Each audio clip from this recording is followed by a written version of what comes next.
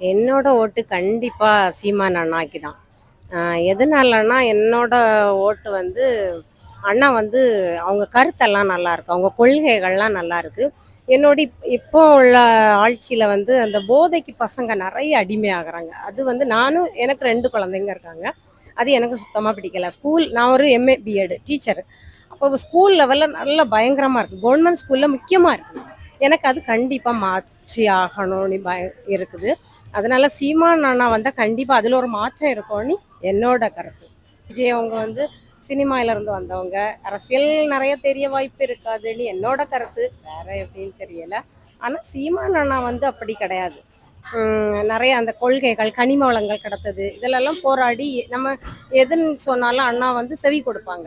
அண்ணா வந்து எது இருந்தாலும் கேட்டு ஒரு நியாயத்தை முன் இது பண்ணுவாங்க, நடத்துவாங்க. அதனால எனக்கு ரொம்ப அண்ணாவை ரொம்ப அண்ணா தான் வரணும்னு என்னோட